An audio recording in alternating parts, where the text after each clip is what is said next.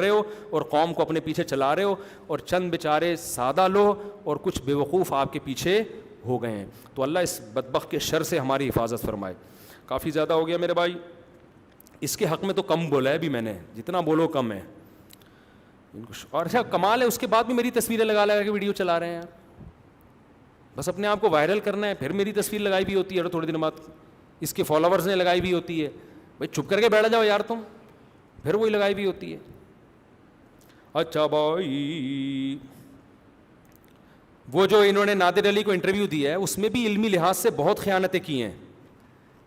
نماز جیسے فرض کے بارے میں کہہ رہا ہے کہ آپ ظہر کو پڑھیں, مغرب سے آدھا گھنٹہ پہلے ظہر اثر ملا لیں, ہے بھائی, اور جیسے ہی مغرب ہوتی ہے مغرب عشاء اکٹھی پڑھ لیں, تو یہ بھی کر سکتے ہیں آپ.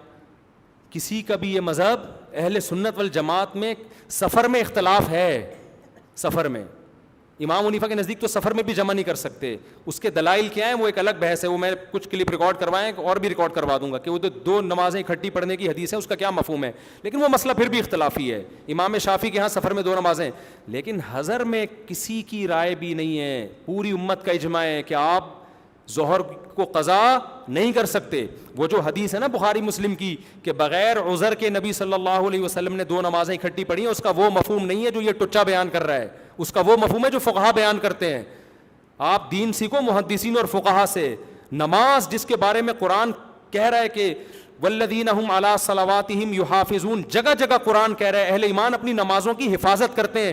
حفاظت کا مطلب ٹائم پہ پڑھنا ہے یا ظہر اثر کو آدھا گھنٹہ پہلے پڑھنا ہے مغرب سے. حفاظت کو تو مطلب ہے ہر نماز کا ایک ٹائم ہے. ان الصلاۃ کانت علی المؤمنین کتابا موقوتا. قرآن کے الفاظ دیکھو, قرآن کہہ رہا ہے میدان جنگ میں بھی تم نماز قضا نہیں کر سکتے, حالانکہ میدان جنگ میں آپ سفر میں بھی ہیں, لڑائی میں بھی ہیں. قرآن کہہ رہا ہے کہ گھوڑوں پہ بیٹھ کے نماز پڑھو, پیدل نماز پڑھو, چلتے ہوئے پڑھو, پڑھنا ضرور ہے. کیا مطلب قضا نہیں کرنی ہے؟ اے اللہ ہم ظہر کو لے جائیں گے, انجینئر نے فتویٰ دیا ہے کہ وہ تو گھر میں گدے پہ بیٹھے ہوئے بھی آپ مغرب سے آدھا گھنٹہ پہلے 2 نمازیں اکٹھی پڑھ سکتے ہیں, اور تو کہہ رہا ہے گھوڑے کی پشت پہ بھی نماز قضا کرنے کی اجازت نہیں ہے. گھوڑے پہ بیٹھ کے پڑھنی پڑے تو پڑھو, پیدل پڑھنی پڑے تو پڑھو, جس طرح سے بھی ہو. اللہ اس کا جواب پتہ ہے کیا دیتے ہیں قرآن میں؟ اللہ کہتے ہیں انجینئر کے دیکھنے کی ضرورت نہیں ہے, میں بتا رہا ہوں کیوں گھوڑے کی پشتیں میدان جنگ میں بھی چھوڑنے کی اجازت نہیں ہے. کیوں؟ ان الصلاۃ کانت علی المؤمنین کتابا موقوتا.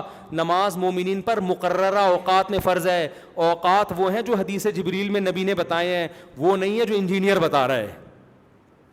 تو ہر نماز ایک ٹائم پہ پڑھنا کیا ہے؟ فرض ہے, آپ کو اجازت نہیں ہے.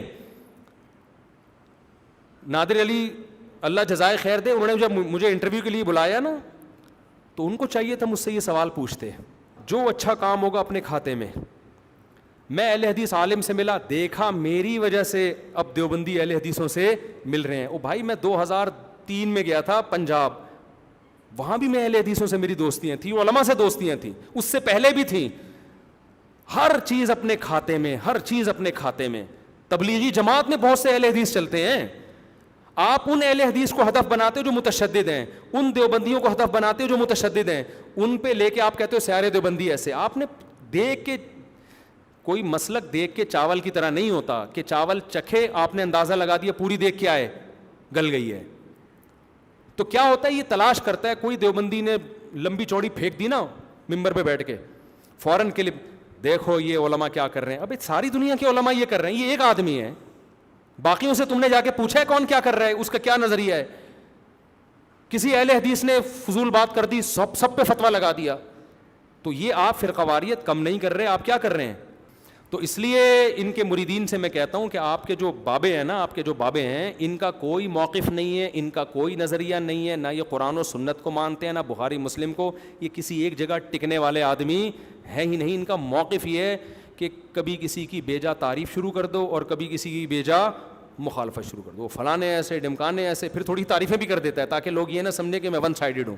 ایک مسلک کو برا کہے گا, پھر اس میں یہ چیز اچھی ہے, فلانے مسلک کو. ان کا چونچوں کا مربع اور چٹنی, کسی ایک چیز پر یہ ٹکنے والا آدمی نہیں ہے. چیلنج کرے گا آ جاؤ, کبھی نہیں آ سکتے, گئے تو مارکیٹ سے شارٹ. تو اس کے بعد میرے بھائی آپ کا حق نہیں ہے, اب آپ اختلافی مسائل چھوڑ دیں, ان تلوں میں تیل نہیں ہے. اب آپ کلپ بھی رکھیں, آپ برف خانے میں بیٹھیں بھی, ہمیں اس پہ اعتراض نہیں ہے, آپ کلپ بھی ریکارڈ کروائیں, لیکن اب آپ پتہ ہے کیا باتیں کیا کریں, اب آپ اپنے موضوعات چینج کر دیں. اب آپ یہ کیا کریں لوگوں, نماز پڑھا کرو, زکوٰۃ دیا کرو. جو نماز نہیں پڑھتا وہ جہنم میں جائے گا, ٹھیک ہے نا. ماں باپ کا کہنا مانا کرو, یہ باتیں کریں. انشاءاللہ میں پھر کہتا ہوں ہم بھی آپ کا ساتھ دیں گے, ہمیں کسی سے کوئی ذاتی بغض نہیں ہے. اب آپ یہ ٹاپک چھیڑا کریں کہ جی ماں باپ کی جو نہیں مانتا اس کے یہ حج فرض ہو تو حج کیا کرو, اور سب مسلمان آپس میں بھائی بھائی ہیں. کسی سے غلطی ہوئی ہے تو غلطیوں پہ پردہ ڈالو, اور اگر ہوئی ہے تو اعتدال کے ساتھ علمی بیان ریکارڈ کروا دیا جائے, بھائی یہ فلاں نے بات کی ہے, میری رائے میں یہ موضوع یہ بات ٹھیک نہیں ہے, اس کی دلیل یہ ہے. اس طرح سے آپ ریکارڈ کروا دیا کرو. اگر اس کو خلاف ہوگی تو ہم بھی ریکارڈ کروا دیں گے, نہیں ہوگی تو ہم آپ کی تائید میں ریکارڈ کروا دیں گے. بھائی ماشاء اللہ بڑی زبردست بات کی حضرت نے, واہ واہ واہ زبردست, نماز پڑھا کرو یار, سبحان اللہ کتنی اچھی بات کی ہے, 27ویں رات میں جاگا کرو, عبادت کیا کرو. اس طرح سے آپ اچھی اچھی باتیں کر لیں. ہم نہیں کہہ رہے آپ چینل بند کریں, آپ کریں سب کچھ, انشاءاللہ ہم بھی کیا کریں گے, ہم کراچی میں آپ کا اپنی مسجد میں بیان رکھوائیں گے. آپ ان بکواسات سے رجوع کریں, پہلے آپ اعلان کریں میں نے حضرت معاویہ کے بارے میں جو کچھ کہا میں رجوع کرتا ہوں, مجھ سے غلطی ہوئی ہے, میں رجوع کرتا ہوں. یہ ساری چیزوں سے آپ رجوع کریں. میں انشاءاللہ آپ کو بائی ایئر بلاؤں گا, سموسے پکوڑے بھی کھلاؤں گا, جمعے کا بیان اپنی مسجد میں آپ سے کرواؤں گا میں.